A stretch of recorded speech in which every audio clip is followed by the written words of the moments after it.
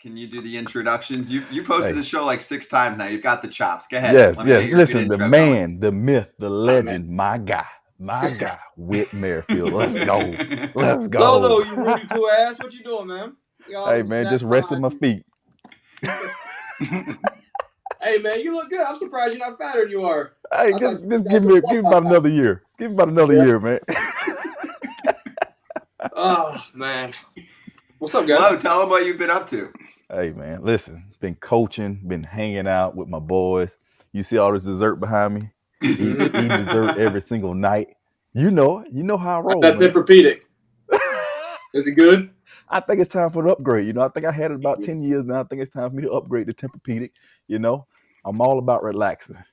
You need a sleep number. You need one that'll the head will come up so you can lay down and just push it Hey, up so you can start watching TV. thanks for the input, man, because I Yeah. need that. I like to spend a lot of time in my bed, resting, relaxing, and eating. That's about it. Heard that. Whit, how you doing, my man? Hey, Jay, what's up, man? What's up, man? Hey, how was Locaine as a teammate? Just on a day-to-day basis, dealing with him, dealing with his foot massager that he got from Brookstone. Hey, man. It was like having just like an old man just chilling in the clubhouse with you. Bro, this guy was so funny every day. Same guy every day. Come in. Hey, man, I'm tired. My feet hurt today. I don't know, but he'd go in the cage. We'd be getting our work in. Hey, man, let me get about 7 to 9. All I need is about 7 to 9. Go in, hit a couple like flips. He just chopped the ball into the ground a couple times. All right, I'm good. Go out and you're a BP. Hey, I thought so when I got to the big leagues, a little nervous about getting there, and it was late for me. I wasn't a big prospect, not sure if I could play in the big leagues. And as soon as I saw Locaine hit BP, I was like, this guy's hitting third for us tonight, and all he's trying to do is flare a ball over first base. I was like, maybe I can play in the big leagues. But I watched him in the game. It was like flare, and then it'd be just a fucking piss rod to left center.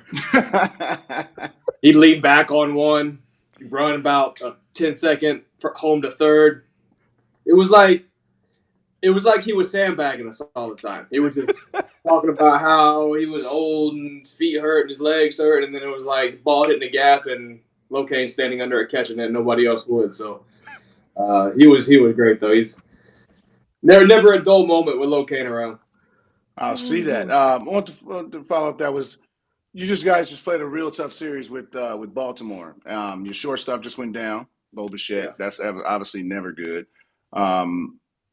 Obviously, somebody's going to have to pick up the pace with him outgone. And just what is that? What does the moves tell you that you guys made? And how good is Baltimore coming in there? I mean, that's a tough team. Obviously they're first in the division. And you guys' situation, you're not far back, especially of a wild card, and not of a division. That's always up for grabs. So, what's the temperament in the Blue Jays clubhouse in the last couple of days?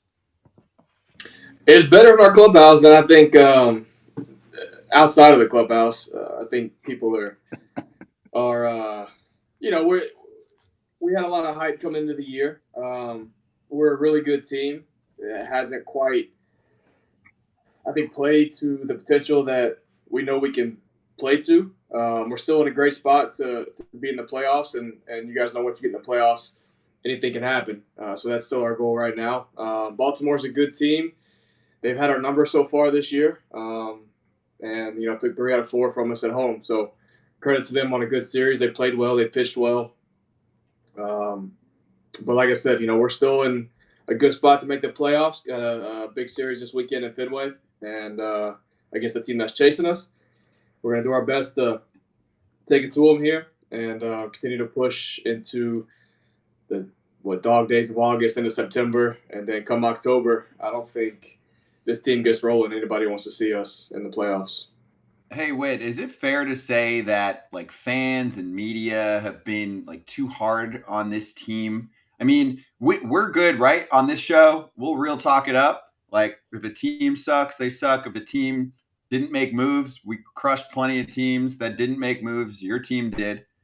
You're 10 games over 500. You're in a wild card spot. Yes, the team's not winning the division right now, but it's always a very tough division. And this year, actually, like teams that like Baltimore that usually weren't good for a long time are good. Like you said, yeah, maybe the Blue Jays haven't put together a 10-game win streak, but you want disappointment. The Mets had the highest payroll of all time. They're not even going to be close to a playoff team. The Cardinals were heavily favored to win the NL Central.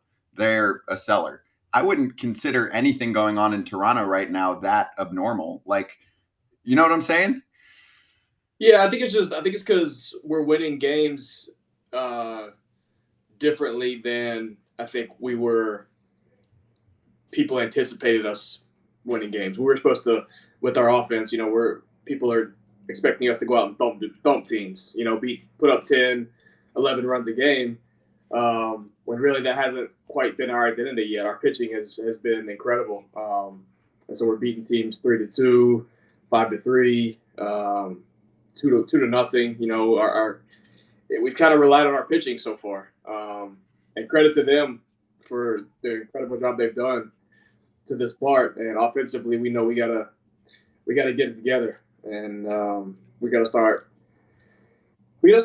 like manufacturing runs, scoring runs, figure out how to get a runner in from third base, less than 2 outs, move a guy over, do things like that we're not doing a good enough job of if we want to make a run in the postseason. But we know it's there. We got a track record on this team of guys that are really good offensive players, and so we know it's there. It's just whether or not how quickly we can tap into that, and hopefully sooner than later. Yeah, Whit, man, I agree with you, man. I think you guys will bounce back. I think you guys will get it rolling. You have too much talent on a team not to, go out there and compete and be a part of a playoff run. But what have you thought about Manoah and what was your feeling when you saw when Bo came up limping there when he was running down the baseline? Yeah, that wasn't good. That wasn't good. We got the good news was it wasn't as severe as it looked initially at the time. So that's good news. I talked to him yesterday. He's staying back in Toronto getting some work done. You guys know the Boston training room is really small here, so no reason for him to be here this series. So he's back home, but he felt good yesterday. Feels like he's coming in the right direction, and yeah, we need him back as soon as he can get back. So hopefully, I think his 10 days is up. I think right when we get back home, maybe. So we got a 7-day road trip. So I think hopefully when we get back, Bo might be ready to go. And how's Alek Manoah doing since he came back? He's a pretty big personality for the team last year. Did he talk to you or any of the guys about like what he's been through this year? Or is he trying to just kind of like do this and be like, all right, let me just focus on my starts and get myself back on track? Yeah, I mean it's just he's kind of gone through what players go through in the big leagues. It's been such a grand scale for him because the guy was second or third in Cy Young last year at such a young age, so new to the league, and then when he struggles, everyone now that this guy busts on the scene and everyone expects him to be that guy every single year, when that's not really how baseball works for 99% of people. And so he's gone through some struggles, and everybody does, and you learn from it and hopefully get better. And I think he's got the mentality to do that. Whit, do you really care what position you play? Because obviously you're the Swiss Army knife, and when you see Bo go down, that moves. I mean, that shifts. He's an everyday player, so that shifts, and you might be called on to play short. I don't know how much you have played it. I've seen you at second, left, right, some center, pitch. Hell, have you caught? Have you caught yet? No, I don't know. You probably. Hell no.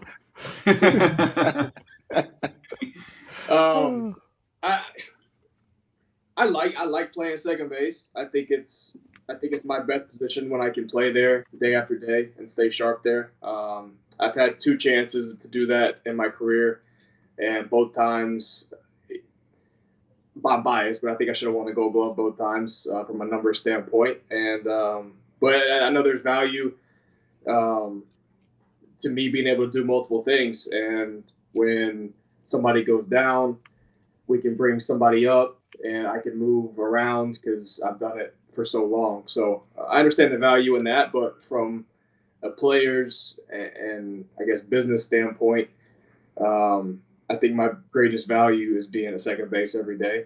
And but again, there's also value in bouncing around, and I know that. But when I do that defensively, it kind of hinders my defense a little bit because I know I could be better than I am playing when I'm bouncing around, just because I'm not as sharp, obviously, when you're not playing the same position every day. So I feel a little bit of that when I continue to move around, but I don't want to sound like I don't want to do that, because I do like being on a good team, and good teams sometimes need a guy like that. Yeah, I agree with, man. Even when I remember just myself moving from center to right, and just the way the ball travels, it comes out there different, and you got to move from the infield to outfield. So that's a lot of moving around, man. It's tough. It's tough on you, tough on your body, and it's tough to kind of stay consistent with that. But Yeah. man, you've been swinging the bat, so I'm assuming you're feeling good at the plate. You're looking good. How has the transition been, I guess, to Toronto? How has that transition been? Do you like it out there? How has it been for you? Hey, man, the fences are a lot shorter than at the K. I'll tell you that. That's the truth. So I finally got to lean back on some balls in July, like vintage Low Kane, and finally drove some balls and hit some balls out of the park. So that was encouraging, and hopefully continue to do that for the rest of the season. Nice. This is my free agent year. I got to get that Low Kane contract. I like it. I love to hear that. Now I love to hear that. Low, when we get to the off season, we need like a good essay from you on Whit Merrifield's candidacy and free agency. Okay. For my guy Whit, I'm all in. Just let me know when and where. I'm there. Hey, I would pay a lot of money to get a Low Kane essay just to read it. Done. Consider it done. What that looks like. Well, we'll start working on it behind the scenes right after the show, baby. 100%. Whit, for speaking of the Royals and that ballpark, do you think that sometimes guys, free agents, we got all hitters, all position players today, will look at it and be like, damn, I'm not going to have the same pop in Kansas City. Like, obviously people talk about that. Ballpark factors are still a huge part of the game, and it's so unique in baseball versus, basically all the other major sports. Obviously golf's different, but you don't talk about that really in basketball and football, in hockey even. So how often do you think that's a factor? Because we know it is for pitchers. We've had pitchers on that are like, I'm not going to Colorado, It's baseball is such an interesting and sometimes unfair dynamic when it comes to that, because as athletes, we get paid on performance, and we get paid on performance versus other athletes that are at our position or we're comparable to, right? So the only difference is in baseball, it's not apples to oranges. I mean, imagine like in basketball, Golden State, say Steph Curry or whoever, versus James Harden, and Steph Curry gets to play on a rim that's like 6 inches bigger in diameter than James Harden did. Well, he's gonna have more points because more of his shots are gonna go in than James Harden's. I've hit some balls this year, probably 3 off the top of my head that I can think of, that wouldn't have been home runs in Kansas City, but since I hit them not in Kansas City, now I have 3 more home runs. My OPS is higher. I have more home runs. I'm valued more as more of a now I'm seen as more of a power guy versus what I would have been if I, not saying I'm a power guy now, but I'm just saying, for example, if I hit 25 home runs in Toronto and those same balls in Kansas City would have been 16 home runs, I'm valued more because I have 25 home runs now. Even though I hit the same balls, they're just in a different park. You're viewed differently. So baseball is it's a weird dynamic. They have like these stats now they're saying, expected whatever. People don't look at that. When it comes down to it, it's all about the numbers that you put up. So it can be a little unfair when you play in a big park versus playing in a small park. So I'm not sure where I was trying to go with that, but I just wanted to make sure that was no. No, I understand what you're saying because, GMs and front offices can go deeper on stats, but then the owners pay the bills and make the decisions. And if they look up, and there's also got, 25 not bombs. Not only just from a pure number standpoint and an expected standpoint, there's a different mentality and a different confidence when I'm playing in Yankee Stadium, and I know I can miss a ball, not like totally miss, but not hit a ball perfectly to right field and it's going to be a home run versus playing somewhere where if I hit that same ball to right field, it's going to be an out 99% of the time. So there's a different confidence, a different approach mindset when you're in the box and you're playing on a more hitter-friendly park that the expected numbers can't really put that into the analytics and algorithms that everybody's trying to do now.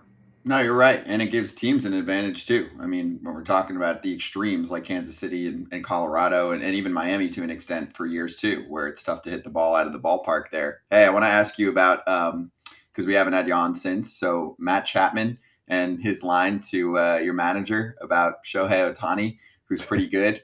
It was freaking hilarious. Why did we pitch to him? He's the only effing guy on the team that can hit.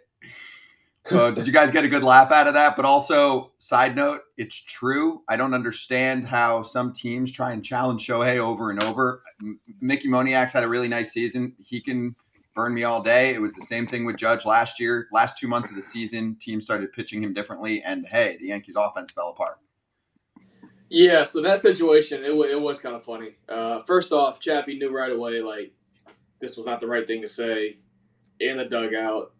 And even in the moment, it wasn't the right thing to say. I mean, we got Kevin Gausman pitching, who's one of, if not the best pitcher in the American League, with pitching to Shohei with nobody on base in the first inning. Like, you don't walk him there. You go after him, and you trust your guy to get him out. He made a mistake with the fastball over the middle of the plate. Shohei's a great hitter, hit it out. That's a solo home run from Shohei in the first inning. Okay, you can have that. So Chappie was talking to us afterwards, and he goes, guys, like, I don't, what do I say? Like, because he was trying to figure out what to say to the media because he knew they were going to ask him about it. And he was like, I know I messed up. Like, what do I say? And I'm not going to say who, but somebody chimed in and goes, Chappie, dude, you've got to use this Tourette's thing as more of a crutch than you do. Because Chappie's got Tourette's. He's got Tourette's legit. And so they were trying to say, look, man, just say your Tourette's came out. He was in one of his moments where